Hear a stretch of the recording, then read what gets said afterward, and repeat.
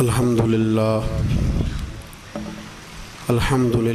علی کل حال والصلاة والسلام علی صاحب حسنہ و جمال اما بعد اعوذ باللہ من الشیطان الرجیم بسم اللہ الرحمن الرحیم محمد الرسول اللہ والذین معہ اشداء علی الکفار رحماء بینہم تراہم رکعا سجدا یبتغون فضلا من اللہ ورضوانا صدق اللہ العظیم وصدق رسولہ النبی الکریم ونحن علی ذلک لمن الشاہدین والشاکرین والحمد للہ رب العالمین ان اللہ وملائکتہ یصلون علی النبی یا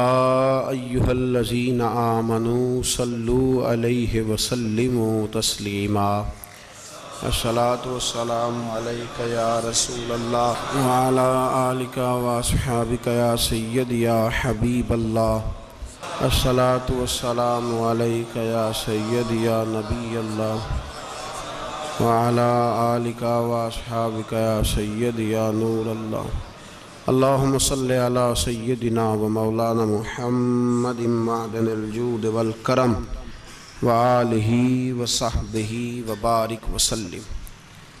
تمام تعریفیں حمد و ثنا اللہ تعالی جل مجدہ الکریم کے لیے، بعد درود و سلام نبی محترم شفیع محتشم آقا کل ختم رسول دانا سبل احمد مجتبیٰ جناب حضرت محمد مصطفیٰ علی تحیت و ثنا کی ذات والا صفات کے لیے حمد و ثناء کے بعد امت مسلمہ کی تشکیل کے جو عناصر قرآن مجید نے بیان فرمائے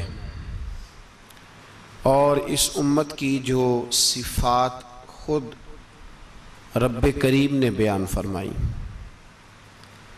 سورہ فتح کی آیت نمبر 29 میں اللہ تعالیٰ نے فرمایا محمد الرسول اللہ، محمد صلی اللہ علیہ وسلم اللہ کے رسول ہیں، والذین معہ اور جو ان کے ساتھ ہیں، اشداء علی الکفار وہ کافروں پر سخت ہیں، رحماء بینہم آپس میں بڑے رحم دل ہیں،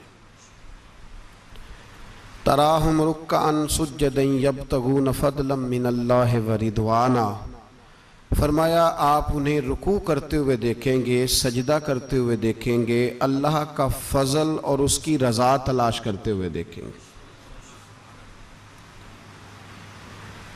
اللہ کریم نے جو صفات بیان کی خاص توجہ کے ساتھ اور تھوڑی سی اس کی گہرائی میں ذرا توجہ فرمائیے گا کہ جو ترتیب قرآن پاک نے عطا فرمائی، فرمایا والذین معہ جو ان کے ساتھ ہیں، ان کی پہلی صفت یہ ہے کہ اشداء علی الکفار وہ کافروں پہ سخت ہیں۔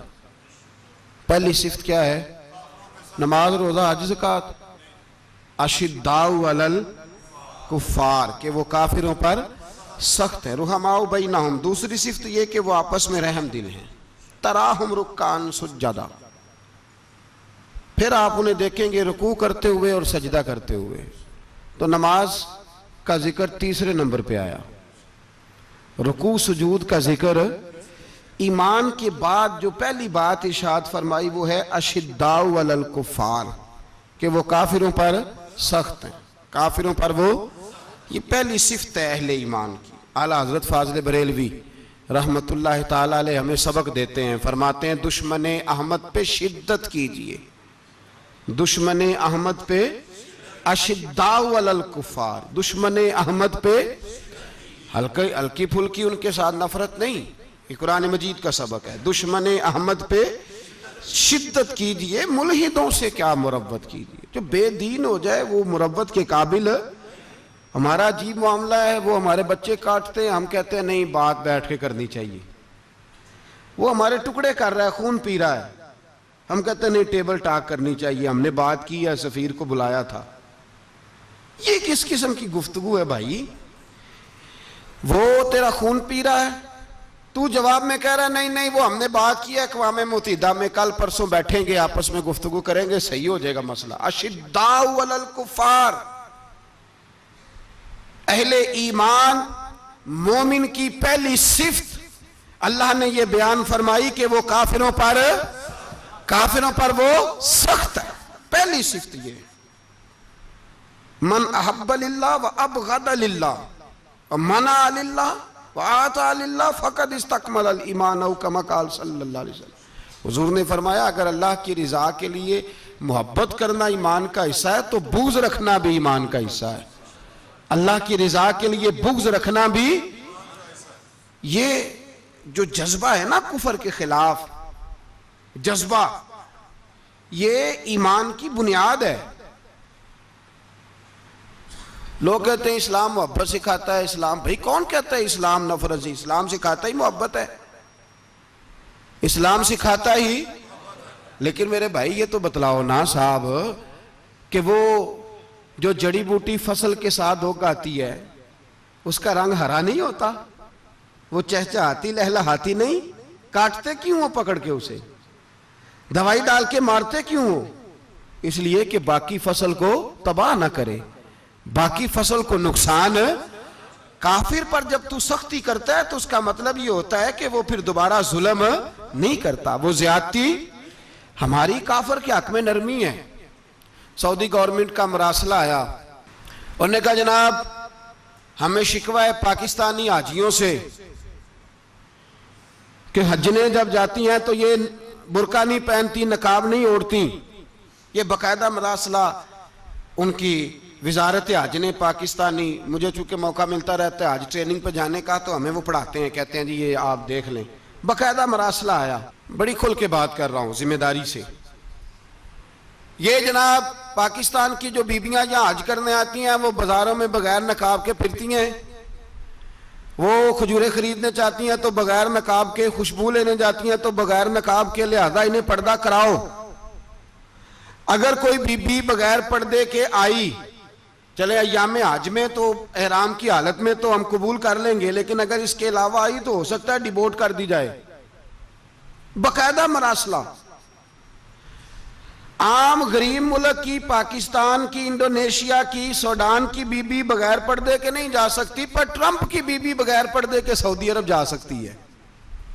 ہم تو چپ کر گئے ہو نا، ویڈیو میری پہ بندی ہے تو ہڈی نہیں، فکر نہ کریں، میں سچی بات کر رہا ہوں، سچی بات اور کھری کر رہا ہوں ذمہ داری سے۔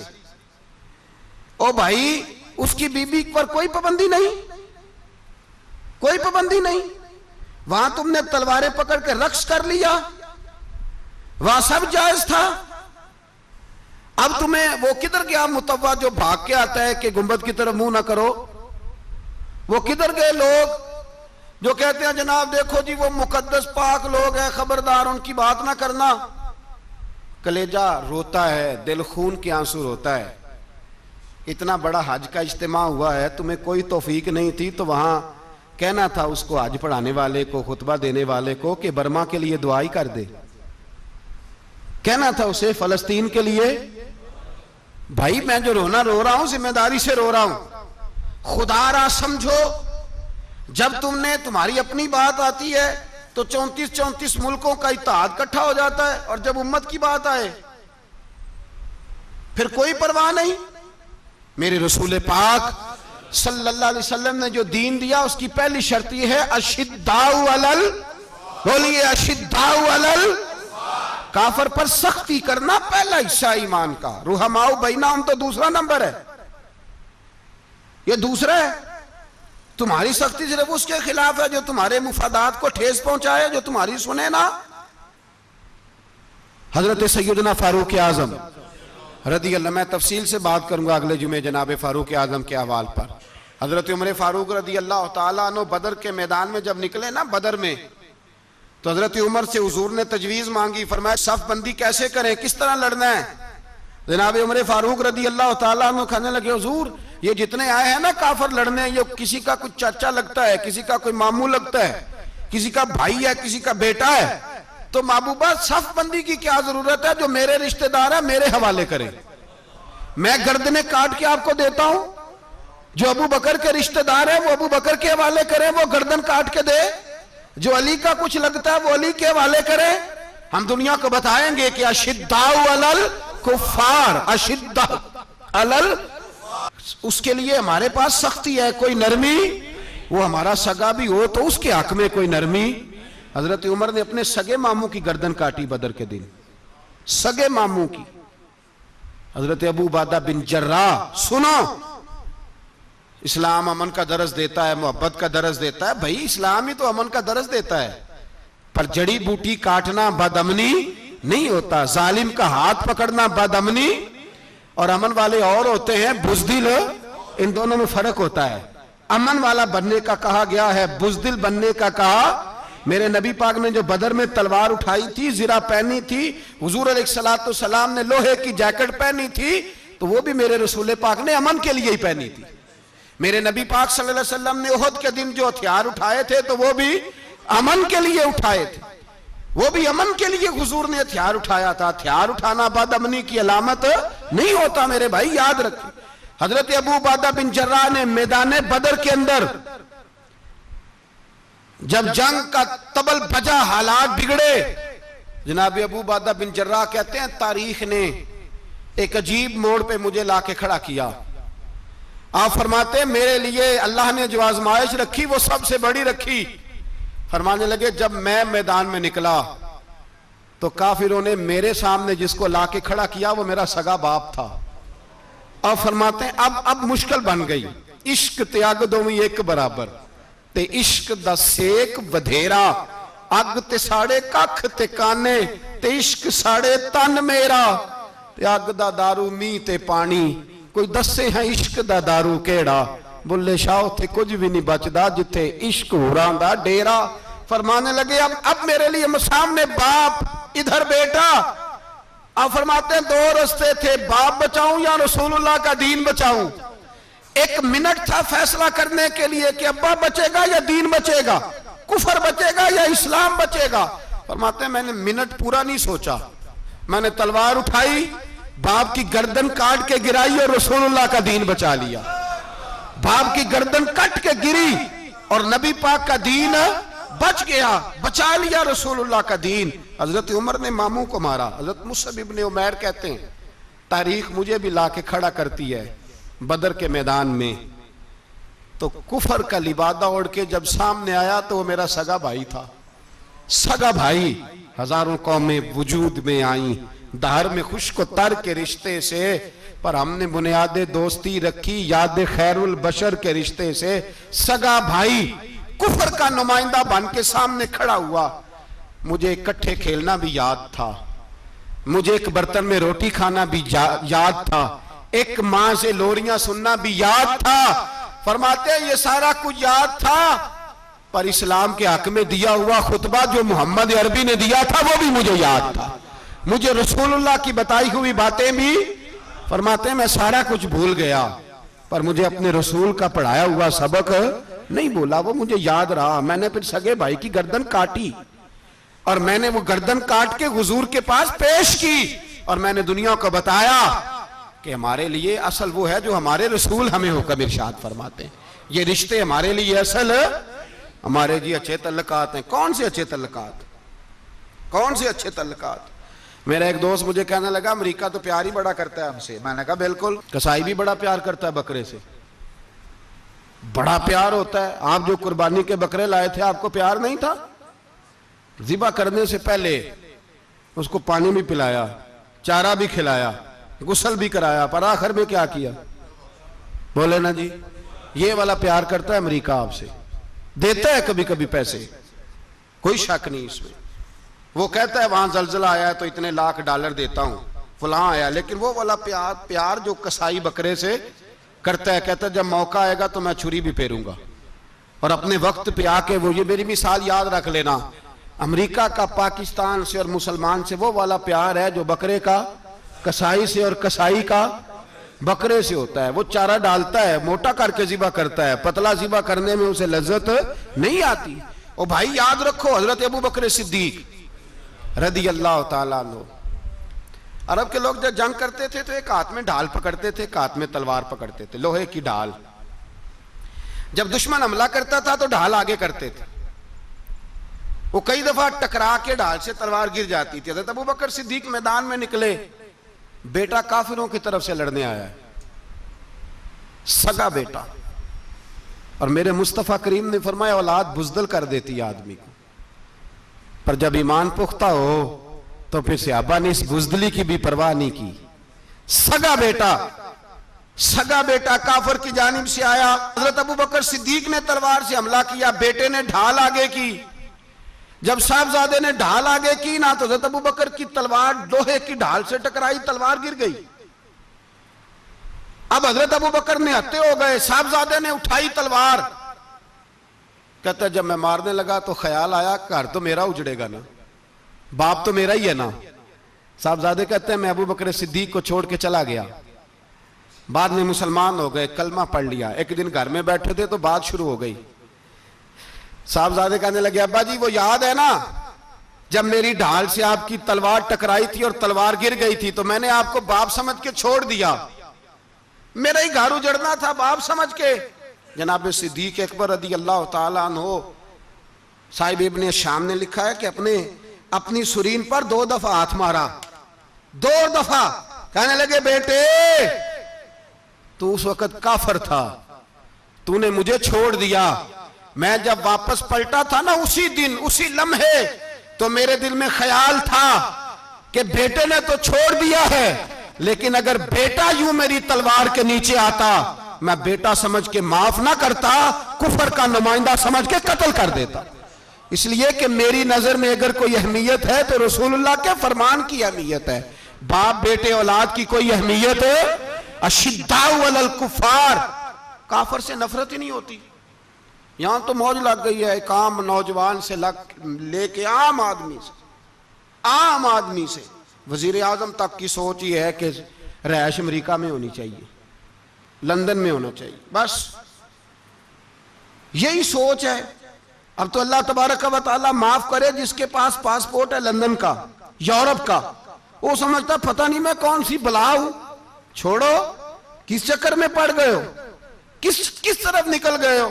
صدر صاحب امریکہ کے صدر کے ساتھ فوٹو کھچاتے ہیں تو وہ 2 فٹ اونچا ہو جاتے ہیں. بس کرو یار، یہ کمزور لوگوں کی علامت ہے، کمزور لوگوں کی. حضرت عمر فاروق رضی اللہ، مجھے پلٹ کے یاد آتے ہیں سیدنا فاروق اعظم. حضرت فاروق اعظم رضی اللہ تعالیٰ عنہ سے عیسائی بادشاہ نے کہا میں ملنا چاہتا ہوں. آپ فرمانے لگے ٹائم نہیں، جو تجھے ملنا ہے وہ مدینے کے غریبوں کو نہ ملوں گا، وہ رسول اللہ کے نوکروں کو نہیں ملوں گا، تجھے مل کے کیا کرنا ہے. میں انہیں ملوں گا جن کے لبوں پہ رسول اللہ کا درود جاری ہے، جو مصطفیٰ سے پیار کرتے ہیں. مجھے تجھ سے ملنے کی کوئی ضرورت. ہمارے ہاں وہ نفرت نہیں کفر کے لیے جو مسلمان کے دل میں ہونی چاہیے، وہ مزاج ہی نہیں ہمارا، وہ شعور ہی نہیں. ہم جب بھی اتحاد کرتے ہیں کافر سے اتحاد کر کے اپنے ہی بھائی کو مارنے لگتے ہیں. وہ جی لڑائی ہو رہی تھی، بھائی کا بھائی سے اختلاف نہیں ہوتا گھر کے اندر، پھر وہ دشمنوں کو بلا کے لاتا ہے کہ میرے بھائی کو مارو. ایسا ہوا ہے کبھی؟ اگر آپس میں اسلامی ممالک کا اختلاف ہے بھی تو کافر کو لاؤ گے مارنے کے لیے، کافر کو لاؤ گے. اور یہاں ایک آدمی قید ہوا تھا امریکہ کا، پوری دنیا کو مصیبت پڑ گئی تھی. سمجھ آ رہی ہے؟ نام لینے کی ضرورت تو نہیں، بات کی سمجھ آ رہی ہے آپ حضرات؟ ایک آدمی قید ہوا تھا اور انسانی حقوق کی تنظیمیں اور ہمارے اپنے اندر سے بڑے بڑے، میں روشن خیال نہیں، میں روغن خیال کہتا ہوں ان لوگوں کو، بڑے بڑے روغن خیال اٹھ کے کھڑے ہو گئے جی انسانی حقوق کی بات کرو جی، ایسے ہو گیا جی ویسے ہو گیا. لے گئے بندہ چھڑا کے. یہاں روز خون کی ندیاں بہتی ہیں. اقوام متحدہ جس سے مسلمان بھیک مانگتے پھرتے ہیں کہ مسلمانوں پہ مظالم بند کراؤ، اقوام متحدہ نے کہہ دیا کہ دنیا کی مظلوم ترین اقلیت کا نام برما کے مسلمان ہے. اقوام متحدہ نے رپورٹ دے دی. پھر مر نہیں گئے سارے اسلامی حکمران؟ شرم اور غیرت کے ساتھ کسی گھڑے میں دفن نہیں ہو گئے؟ تمہیں للکار کے انہوں نے کہا کہ یہ سب سے مظلوم ہیں، ان کا کچھ کرو.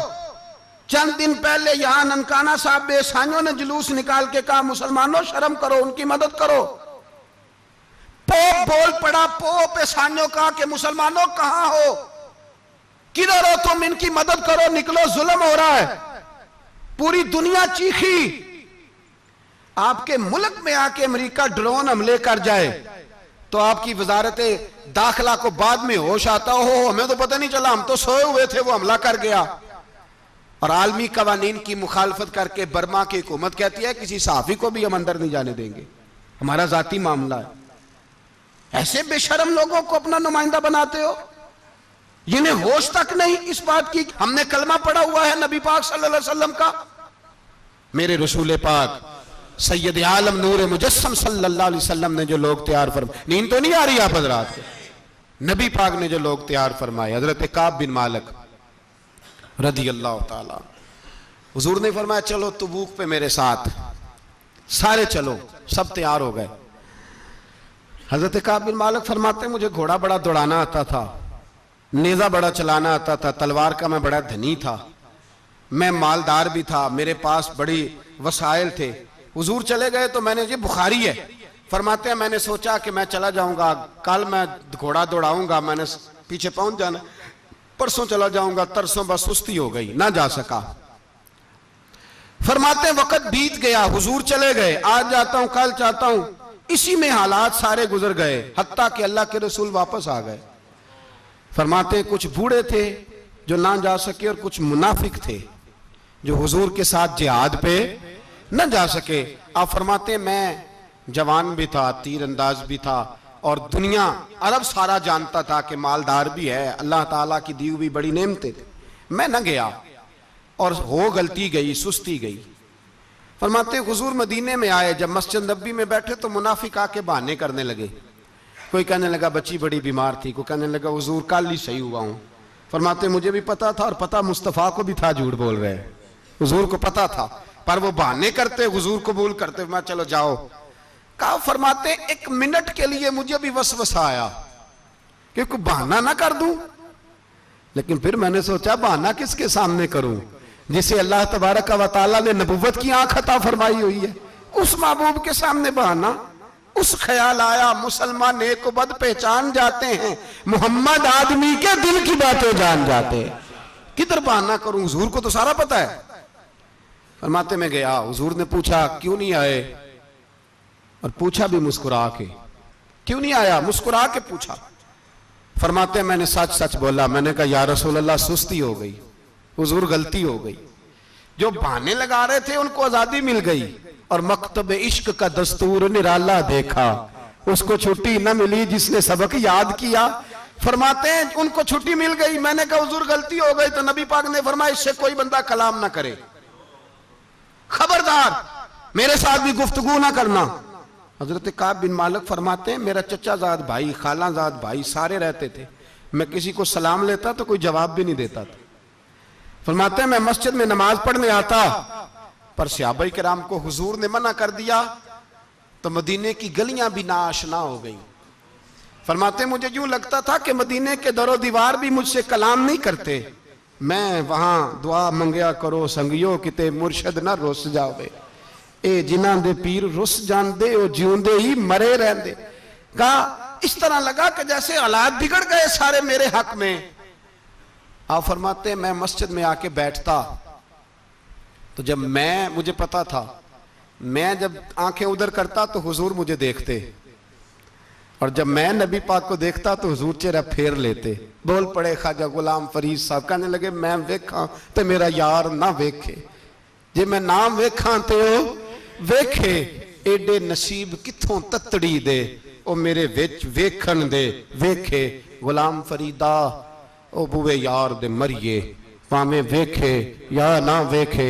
آپ فرماتے میں سید عالم صلی اللہ علیہ وسلم کو دیکھتا تو حضور رخ انور پھیر لیتے۔ حضرت کعب بن مالک رضی اللہ تعالیٰ عنہ فرماتے ہیں کہ حضور کا حکم آیا کہ بیوی کو علیحدہ کر دو، بار پہلے کوئی نہیں بات کرتا، اب کہا بیوی کو علیحدہ کر دو، تو میں نے کہا حضور طلاق دے دوں، فرمایا نہیں میکے بھیج دو، طلاق نہیں دینی۔ فرماتے ہیں بال بچہ بھی چلا گیا، نہ گھر میں کوئی نہ باہر کوئی، تنے تنہا۔ آپ فرماتے ہیں زمانہ جانتا تھا، عرب کے صوبوں میں بات پھیل گئی کہ کعب بن مالک جیسا سردار، مالدار، گھوڑ سوار، تیر انداز نیزہ باز اتنا بڑا سیانہ سنجیدہ آدمی جدا کر دیا نبی پاک نے. فرماتے ہیں غسان کے عیسائی بادشاہ نے مجھے خط لکھا. حضرت کعب فرماتے ہیں بڑی آزمائش تھی پر یہ مصیبت سب سے بڑی تھی. غسان کے عیسائی بادشاہ نے خط لکھا. اس کا آدمی مجھے ڈھونڈتا پھرتا مدینے میں ملا تو خط اس نے مجھے دیا. خط میں یہ نہیں لکھا تھا کہ کافر ہو جاؤ معاذ اللہ, یہ نہیں لکھا تھا عیسائی ہو جاؤ. اس نے خط میں لکھا کہ کعب ہم نے سنا ہے تمہارے نبی نے تمہیں چھوڑ دیا, ناراض ہو گئے.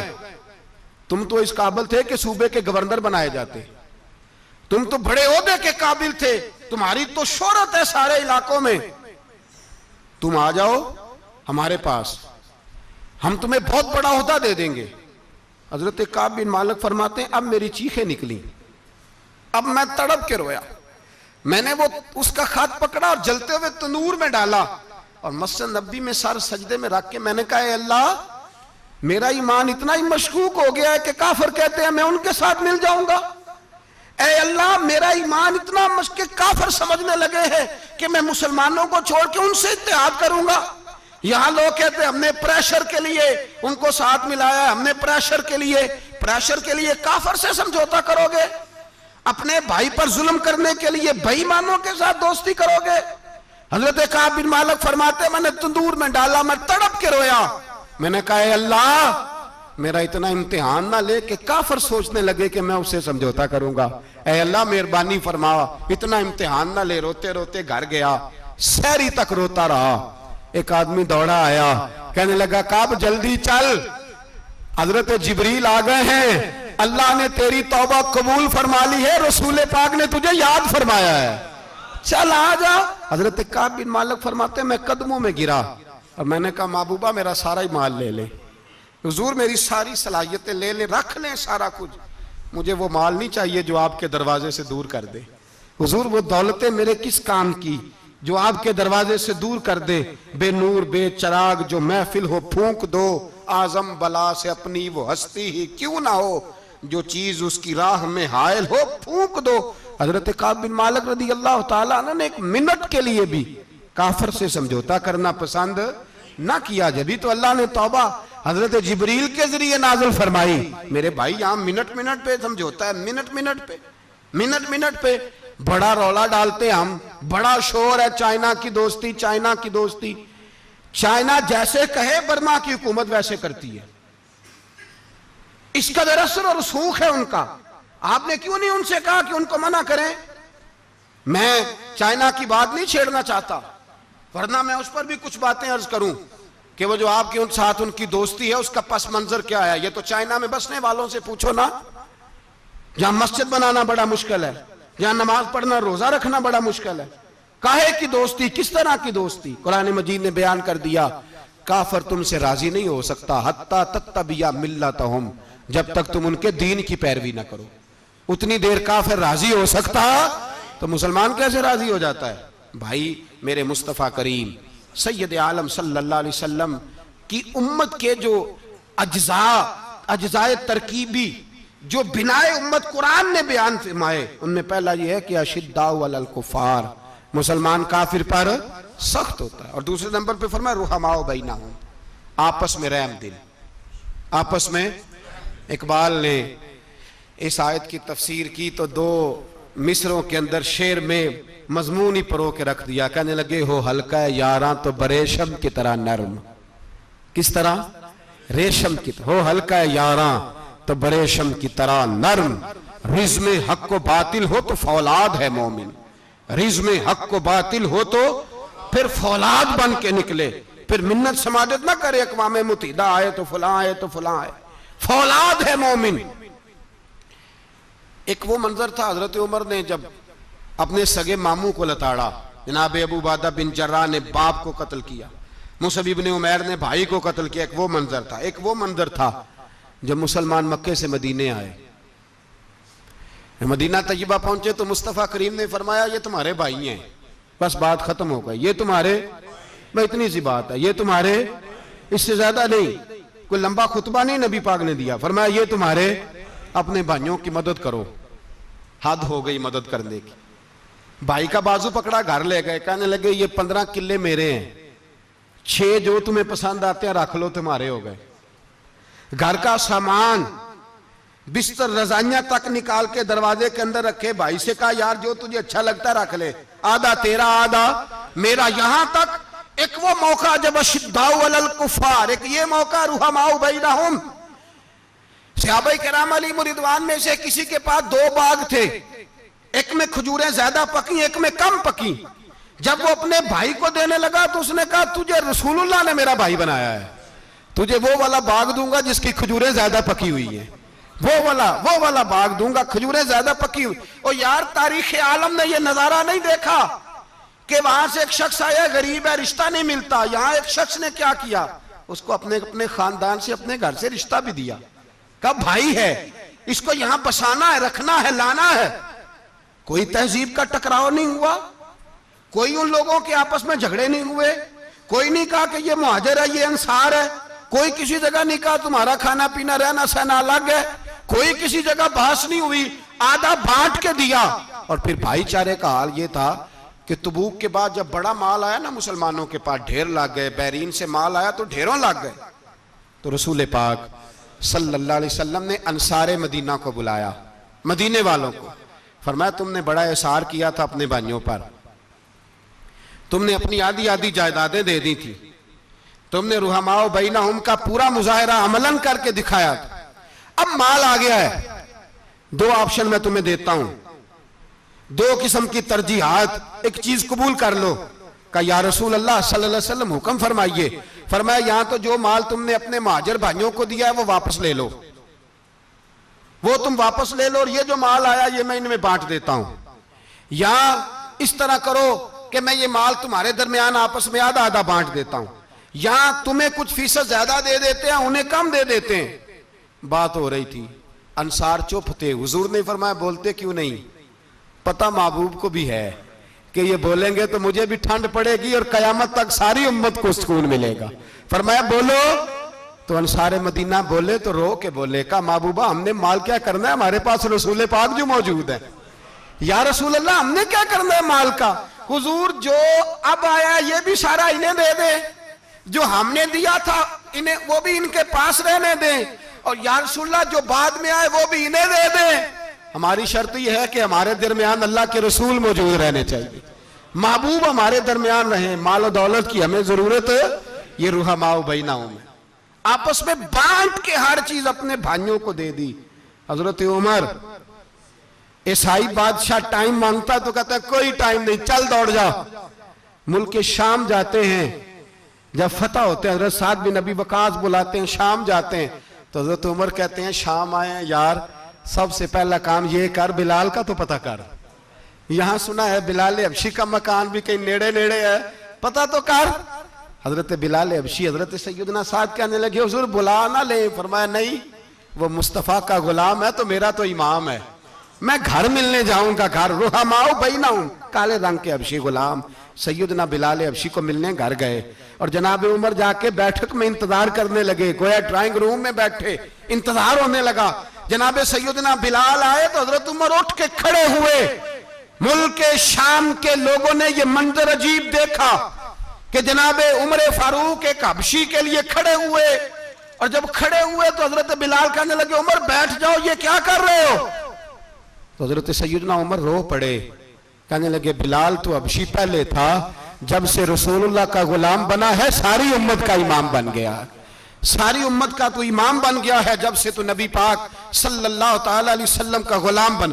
भाई याद रखे, जब अशिद्दाउ अलल कुफार की बात थी तो अपने सगे कत्ल हो गए, और जब रुहमाओ बैनहुम की बात थी तो फिर ये नहीं देखा ये हबशी है। तवज्जो है मेरी बात पर, जाग रहे ना आप लोग, इधर देखे। फिर ये नहीं देखा कि ये हबशी है, ये रूमी है, ये कौन है, फिर ये देखा कि ये रसूलुल्लाह का गुलाम है सल्लल्लाहु।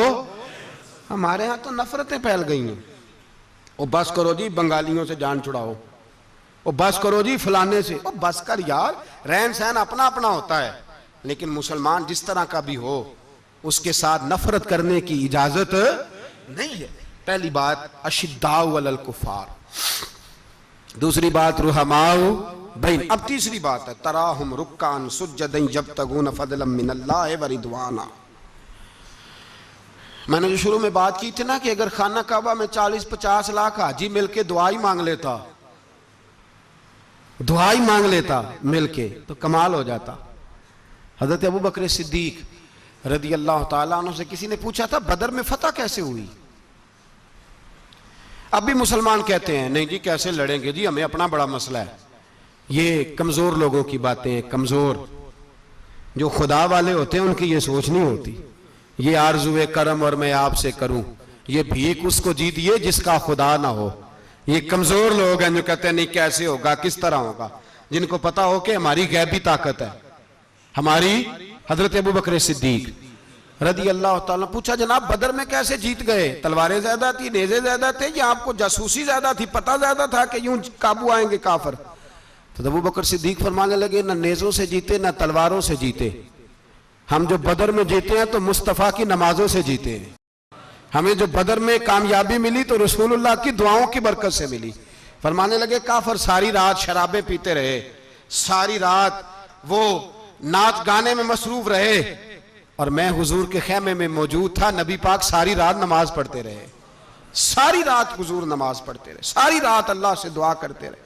فرمایا صبح جو کامیابی ملی تو یہ مصطفیٰ کی نمازوں کی برکت سے ملی. ایک بزرگ کی میں بات سن رہا تھا، وہ کہہ رہے تھے اب نمازیں عبادتیں ریاضتیں بعد میں کرنا، پہلے جہاد کرو. کہہ رہے تھے اب نکل کر خانقاہوں سے ادا کا رسم شبیری، عبادتیں ریاضتیں تلاوتیں درود بعد میں ہوگا، پہلے جہاد. تو میں نے کہا صاحب عبادتیں تلاوتیں درود ہو کہاں رہا ہے، پہلے وہ جگہ تو بتائیں. خانقاہوں پہ تو عرس ہو رہا ہے، سال کے بعد ڈھول لگ رہا ہے. وہ جو زمانہ تھا نا کہ خانقاہ شریف پہ شام تک قرآن مجید ختم ہوگا، فجر کے بعد 50,000 درود پڑھا جائے گا، وہاں لوگ آئے ہیں تو وہاں ذکر کرتے کرتے لوگ اس قدر مست ہوئے کہ انہیں ہوش ہی نہیں کہاں گئے. وہ تو دور ختم ہو گیا. اب کہاں ہے خانقاہ میں؟ اب تو نظر نیاز رہ گئی، ختم شریف رہ گیا، عرس پاک رہ گیا، باقی تو معاملہ ختم ہے. وہ کہاں گیا معاملہ سارا؟ بھائی دعائیں التجائیں. شہاب الدین غوری سے پوچھا جناب فتح کیسے ہوئی؟ کہنے لگے خواجہ معین الدین اجمیری کی دعاؤں کی برکت سے. فرماتے ہیں بابا دعا مانگتا تھا، ہم جہاد کرتے تھے، اللہ کامیابی دے دیتا تھا. بھائی وہ عبادت، وہ ریاضت، وہ مسلمان جو رات کو اپنے رب کو منا لیا کرتا تھا، وہ اپنی عبادت کے زور پر اللہ تبارک و تعالیٰ کی بارگاہ میں آہو زاری. حضور نے فرمایا الدعاء صلاح المومن، دعا مومن کا ہتھیار ہے. دعا مومن کا، بول کے بتانا ہے، دعا مومن کا. فرمایا مومن یہ ہتھیار چلا سکتا ہے، یہ ہتھیار کافر کے پاس موجود ہے. حضرت زید بن حارثہ رضی اللہ تعالیٰ عنہ کو نہ پکڑ کے کچھ کافر ان کو پکڑ کے لے گئے تو ایک درخت کے ساتھ باندھ لیا. کہنے لگے تمہیں قتل کریں گے، حضور کے صحابی ہیں رضی اللہ تعالیٰ. جب کافر آپ کو قتل کرنے لگا نا تو انہوں نے درخت کے ساتھ اچھی طریقے سے ٹانگیں باندھ لی، ہاتھ باندھ لیے، گردن باندھ لی. کہنے لگا بلا اپنے رب کو. تو حضرت زید رضی اللہ تعالیٰ عنہ فرمانے لگے میں تو شہید ہونے کو تیار تھا، لیکن تو نے آزمانے کا پروگرام بنایا تو ٹھیک ہے، میں پھر بلانے لگا ہوں اپنے رب کی مدد کو. اے اللہ مدد فرما. اس نے اتنی دیر میں تلوار نیام سے نکال لی. اے اللہ مدد فرما. اس نے جب تک دونوں ہاتھوں میں تلوار سونت لی. اے اللہ مدد فرما. جب تیسری بار آپ نے یہ کہا تو اس نے تلوار اٹھائی، کہا اللہ مدد فرما. حضرت زید رضی اللہ تعالیٰ عنہ کہتے ہیں جب چوتھی بار میری زبان سے لفظ نکلے، کافر کے ہاتھ میں تلوار تھی پر گردن بھی اس کی کٹ کے نیچے گر گئی، کہ گردن کٹ کے اسی وقت نیچے گری. مجھے کسی نے کھولا، نہ مارنے والا نظر آیا، نہ گردن کاٹنے والا نظر آیا، نہ مجھے کھولنے والا. تو میں نے کہا آنے والے تو بتا تو سوئی تو کون ہے؟ تو کہنے لگے میں جبریل امین ہوں، میں جبریل امین ہوں، میں جبریل. مجھے دشمنوں نہ چھیڑو، میرا ہے کوئی جہاں میں. مجھے دشمنوں نہ چھیڑو، میرا ہے کوئی جہاں میں ابھی پکار لوں گا، نہیں دور ہے مدینہ. کہا جب تو نے، حضرت جبریل کہنے لگے جب تو نے پہلی دفعہ کہا نا اللہ مدد فرما تو میں سدرۃ المنتہا پہ تھا، مجھے حکم ہوا جبریل دیر نہ کرنا.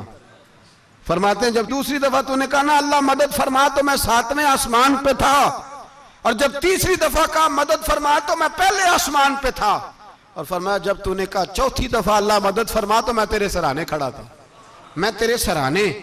تو بھائی اب تو اجتماعی دعا بھی نہیں رہی ہماری، اب تو یہ والا سوتا بھی۔ اکبر الآبادی نے کہا تھا مصیبت میں بھی اب یاد خدا ہم کو نہیں آتی، دعا منہ سے نہ نکلی جیبوں سے عرضیاں نکلی۔ اب بھی ہم کہتے ہیں کریں گے بات، سفیر کو بلائیں گے، ہم نے کہا ہے اس کو، تو مان جائے گا وہ آپ کی بات؟ وہ بچے کاٹ رہا ہے تو اس کو گھر بلا رہا ہے۔ ابھی تک ایک اتنا سا سٹینڈ کہ ان کا جو دفتر ہے سفارت خانہ وہ بند کر دیا جائے، اتنی بھی توفیق نہیں ہوئی۔ کہتے ہیں ٹھیک ہے شور شروع ہو رہا ہے بس چپ کر دیں گے سارے۔ خدا را خواب غفلت سے اٹھو، بیداری حاصل کرو، اور کچھ نہیں ہو سکتا تو کھول کے دعا تو مانگو ان کے لیے دعا تو مانگو۔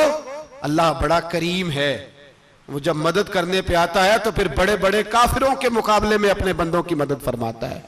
اور میں یہ پیغام دینا چاہتا ہوں عالم کفر کو بھی، یاد رکھیں رب کریم جب مدد کرنے پہ آئے تو اکیلے حضرت ابراہیم اور ایک طرف پوری ملت ہو تو اللہ اپنے خلیل کو بچا لیا کرتا ہے۔ رب کریم کی رحمت کاملہ جب فیصلہ کر لیتی ہے تو پھر نمرود جیسے سپر پاور طاقت کو رب کریم مچھر سے مروا دیا کرتا ہے۔ اللہ تبارک و تعالی، یہ تو مسلمان کا دعا والا سوتا ہی، وہ نکل کر خانقاہوں سے ادا کر رسم شبیری، یہ تو تب ہوگا جب خانقاہ کے اندر کوئی ذکر فکر عبادت ہو رہی ہو، اور جب وہاں حال ہی کوئی نہیں، وہاں تو رقص و سرور ہے، وہاں تو بات جھوٹی تعریفیں ہیں، ہر آدمی نے ایک بندہ ساتھ رکھا ہوا ہے تعریفیں کرنے کرانے والا، تو معاملہ ہی اور ہو گیا ہے۔ میرے بھائی عبادت کی لذت حضرت سیدنا عمر فاروق، سب بولیے رضی اللہ تعالی، حضرت عمر فاروق رضی اللہ تعالیٰ عنہ کا مبارک زمانہ ہے۔ حضرت عمر نے فوج بھیجی ایران کے حکمران کے ساتھ جہاد کرنے۔ ایران کے بادشاہ نے 2 عیسائی جاسوس بھیجے، کہنے لگا ذرا پتہ تو کرو مسلمانوں کا رات کا طریقہ کیا ہے، میں صف بندی کراتا ہوں۔ وہ ساری رات صف بندی کراتا رہا، 2 جاسوس آئے مسلمانوں کی معلومات کرنے، معلومات کر کے جب واپس گئے تو حضرت عمر فاروق رضی اللہ تعالیٰ عنہ کے سپاہیوں کو دیکھا، غور سے پلٹے، تو بادشاہ کہنے لگا کیا حال دیکھ کے آئے ہو؟ کہنے لگا سارے مسلح پہ بیٹھے ہوئے، جتنے گھنٹے ہم وہاں رہے ہیں مجاہدین مسلح پہ رہے ہیں، یوں لگتا ہے جیسے ان کا دنیا داری سے کوئی تعلق۔ اور کہنے لگے بادشاہ کوئی ایسی طاقت ہے جس کو وہ بلا رہے تھے، کوئی ایسی قوت ہے جس کو وہ پکار رہے تھے، ہمیں بھی وہاں کھڑے ہو کے محسوس ہوتا تھا کہ ہاں کوئی ہے جو آ جائے گا ان کی مدد کے لیے، کوئی ہے جو پہنچے گا ان کی مدد کرے گا۔ ایران کا بادشاہ کہنے لگا مجھے سمجھ آ گئی ہے، وہ جسم کی طاقت سے ہی نہیں لڑتے، وہ کوئی غیبی طاقت ہے جس سے وہ لڑتے ہیں۔ بھائی وہ غیبی طاقت بھی تو ہمارے پاس ہم نے ناراض کر لیا نا، وہ بھی تو نہیں نا، مسجد کا رخ بھی تو کوئی نہیں۔ اور میں نے پچھلے جمعے بھی کہا تھا، پھر کہتا ہوں، وہن ہو گیا امت کو۔ نبی پاک نے فرمایا امت کو وہ کیا ہے، دنیا سے محبت ہو گئی ہے، موت سے کراہت ہو گئی ہے، وہن ہے۔ صحابہ کرام کو موت سے بڑا پیار تھا، موت سے بڑی محبت کر، ہماری طرح نہیں، وہ کہتے تھے مریں گے تو منو مٹی، تو وہاں ٹھیک ہے عذاب قبر حق ہے، لیکن میں کہا کرتا ہوں سالوں کے بعد جو پردیس سے ماں کے پاس آئے، ماں اسے عذاب نہیں دیتی، اس کا ماتھا چوما کرتی ہے۔ اور بھائی جو رب کریم کی بارگاہ میں جائے گا تیرا کیا خیال ہے، گل سڑ جائے گا؟ مدینے والے حبیب نے فرمایا قبر المومن روضۃ من ریاض الجنہ، فرمایا میرا مومن جب قبر میں جاتا ہے تو اللہ جنت کے سارے دروازے کھول دیتا ہے، وہ تو اللہ کی رحمت میں پہنچتا ہے۔ کون کہتا ہے مومن مر گئے، وہ تو قید سے چھوٹے اپنے گھر گئے۔ کون کہتا ہے قبر میں عذاب ہے تو صرف عذاب ہی ہے، ہاں مجرم کو سزا ملے گی، لیکن مومن ہمیشہ جہنم میں، وہ بالآخر جنت میں جائے گا، بالآخر جنت میں جائے گا۔ اور کسی درویش نے بات کی، وہ کر کے چلے گئے، بر کمال ہی کر گئے، کہنے لگے دوزخ میں میں تو کیا، میرا سایہ نہ جائے گا، کیونکہ رسول پاک سے دیکھا نہ جائے گا۔ نبی پاک سید عالم علیہ السلام کے غلام تو دیکھو نا، ساری زندگی عمر فاروق بخاری پڑھو تو صحیح، ساری زندگی عمر ہر نماز کے بعد کہتے تھے اللہم ارزقنا شہادت فی سبیلک، اللہ بسترے پہ موت نہ دینا، موت مجھے شہادت کی دینا۔ حضرت سیدنا مولا علی شیر خدا کرم اللہ تعالیٰ وجہہ کریم ساری زندگی کہتے رہے اللہ علی نے میدان میں عمر گزاری ہے، اسے شہادت کی موت عطا فرما۔ او بھائی یہ تو شہادتیں مانگنے والے۔ حضرت امام حسین میدان کربلا میں کھڑے تھے، شمر کہنے لگا حسین تیری چاروں جانب موت ہے، تو آپ فرمانے لگے تجھے ابھی ہمارا پتہ ہی نہیں، موت سے تو ہمارا پیار چلتا ہے، اور فرمایا یہ شہادت تو ہمارا پیچھا کرتی ہے، پہنچ جاتی ہے جہاں ہم ہوتے ہیں، موت سے ڈرا رہا ہے۔ مسلمان کا مرنے کو دل نہیں کرتا، ورنہ وہ اتنی بڑی کوٹھی میں کون رہے گا؟ مرنے کو دل اس لیے نہیں کرتا کہ وہ جو 6 کروڑ 10 کروڑ ڈالر لوٹ کے رکھے ہیں، مر گئے تو کھائے گا کون؟ وہ فقیر فاقہ مست تھے، ان کا گھر ہی کوئی نہیں تھا، ان کے بینک بیلنس ہی کوئی نہیں تھے، وہ کہتے تھے گھر ہمارا ہے وہ جو ہمارے رب نے تیار کیا ہوا ہے، ہمارا بینک بیلنس ہے وہ جو ہمیں جنت میں جا کے ملے گا۔ ان کا تو یہ کھاتا ہی کوئی نہیں تھا، اس لیے وہ شہادت کی۔ حضرت عمر بن جموح رضی اللہ تعالیٰ عنہ میدان احد میں 4 بیٹے لے کے آئے۔ کتنے بیٹے؟ بول کے بتائے۔ 4 بیٹے لے کے عمر بن جموح آئے، اور خود ایک ٹانگ سے لنگڑے سے آپی ہیں، ٹانگ چھوٹی ہے، حضور کے سامنے کھڑے ہوئے کہا محبوبہ میرے 4 ہی تھے، میں 4 ہی لے آیا ہوں، قبول کر لیں۔ تو حضور نے فرمایا تو کیوں تلوار اوڑے آیا ہے، یہ تو نے کیوں گلے میں اسلحہ ڈالا ہوا ہے؟ کہا یا رسول اللہ میں نے بھی تو جانا ہے نا۔ تو حضور نے فرمایا 4 بیٹے جو ہیں۔ تو حضرت عمر بن جموح نے بات کی، صحابہ کہتے ہیں ہم لبوں سے مسکرا رہے تھے، آنکھوں سے رو رہے تھے، کیا عجیب انداز ہے۔ حضور نے فرمایا عمر 4 بیٹے جو آ گئے تو رہنے دے۔ تو حضرت عمر رو پڑے، کہنے لگے محبوبہ کیا لنگڑے جنت میں نہیں جائیں گے؟ کیا حضور میں لنگڑا ہوں تو میرے لیے جنت کوئی نہیں؟ میرے حبیب پاک سید عالم صلی اللہ علیہ وسلم نے فرمایا عمر تو ضرور جنت میں جائے گا۔ کہا محبوبہ پھر بچے بعد میں جائیں گے، میں پہلے میدان میں جاؤں گا۔ ایک بی بی 4 بیٹے لے کے آئی احد میں، کہا محبوبہ کل کمائی تھی میں لے آئی ہوں، میرے پاس کوئی اور شے ہوتی تو میں بچا کے نہ رکھتی، بیٹے دے کے نا حاضری لگوا کے تو واپس دروازے پہ لے گئی۔ تو حضرت سیدنا عبداللہ ابن عمر فرماتے ہیں بی بی بول رہی تھی تو میرا جذبہ جہاد بڑھ رہا تھا، اپنے بیٹوں کو کہنے لگی میں تمہیں حضور کے پاس چھوڑ کے جا رہی ہوں، جب تم میدان میں گرو گے تو میں تمہیں دیکھنے آؤں گی، دیکھنا تمہاری پشت پہ کوئی زخم نظر نہ آئے، جتنے تیر کھانے ہوئے سینے پہ کھانا، جتنے تلواروں کے نیزوں کے زخم برداشت کرنے ہوئے یہاں کھانا، پشت پہ زخم نظر نہ آئے۔ حضرت عبداللہ ابن عمر فرماتے ہو بی بی کی گفتگو میرا جذبہ جہاد بڑھا رہی تھی۔ ایک بی بی 3 سال کا 4 سال کا بیٹا لیے رو رہی ہے، احد کا دن ہے، سہیلیاں پوچھتی ہیں تو کیوں روتی ہے؟ وہ کہتی ہے دیکھو میرا خاوند بھی بدر میں شہید ہو گیا، بھائی اور باپ بھی، دل کرتا ہے کوئی جوان بیٹا ہوتا تو آج مصطفیٰ کے ساتھ اسے ہی بھیج دیتی، کوئی جوان میرے پاس ہے ہی 3 سال کا تو کیا کروں، 3-4 سال کا بچہ کیا کرے گا؟ پتہ نہیں کیا دلیل آئی، اچانک اٹھی، بیٹے کو سینے سے لگایا، کپڑا ڈالا، مسجد نبوی پہنچ گئی۔ حضرت بلال کہتے ہیں مجھے ملی، کہنے لگی بلال مجھے پتہ ہے حضور تیاری کرا رہے ہیں جنگ کی، پر 2 منٹ اگر میری ملاقات ہو جائے۔ بلال حبشی کہنے لگے حضور ہم ایک بی بی ضد کر رہی ہے۔ حضور باہر آئے، کہنے لگی حضور میں فلاں کی بیٹی، فلاں کی بہن، فلاں کی بیوہ ہوں، میں نے بدر میں 3 شہید دیے ہیں، اب میرے پاس یہ 3 سال کا لال ہی بچا ہے، بڑا فخر ہے میرا، لوگ مجھے شہید کی بیوہ، شہید کی بیٹی، شہید کی بہن کرتے، دل کرتا ہے شہید کی اماں بھی کہیں جاؤں تو میرا بیٹا لے لیں۔ سیدنا بلال کہتے ہیں حضور مسکرائے، کہنے لگے یہ 3 سال کا نونہال کیا کرے گا؟ کہتے ہیں اماں کا عجیب جذبہ ہے، کہنے لگی محبوبہ سنا ہے اسلحہ بھی تھوڑا ہی ہے، ڈھالیں زیادہ کوئی نہیں، میرا بیٹا ساتھ رکھ لیں، جب آپ کی طرف کوئی تیر آیا نا تو میرا بیٹا ڈھال کے تو اس کو ڈھال بنا کے آگے کر دینا۔ محبوبہ ڈھال تو بانی سکتا ہے نا۔ حضرت بلال فرماتے ہیں مصطفیٰ کریم نے فرمایا جا میں نے قبول کیا، قیامت کے دن بیٹا گھر لے جا، جب تیرا نام پکارا جائے گا تو شہید کی اماں کہہ کے پکارا جائے گا، جا تو گھر لے جا۔ کہتے ہیں چلتے چلتے ایک غریبنی اور آ گئی، اتنی سی اٹی بان کی، اتنی سی، بلال حضور سے ملاقات ہو جائے گی۔ نبی پاک آ گئے تو کہا محبوبہ یہ غلبہ اسلام میں میرا بھی حصہ ڈال لیں۔ حضور نے فرمایا یہ کیا ہے؟ کہنے لگی حضور خاوند فوت ہو گیا، اولاد اللہ نے بے نیازی سے دی نہیں، سویرے چرخہ کاٹ کے رزق حلال کھاتی ہوں، میرے پاس نا یہ اتنا سا بان ہے، ایک گھوڑے کی لگام بن جائے گی، محبوبہ حصہ تو ڈال جائے گا نا دین کے لیے، میری قبولیت ہو جائے گی۔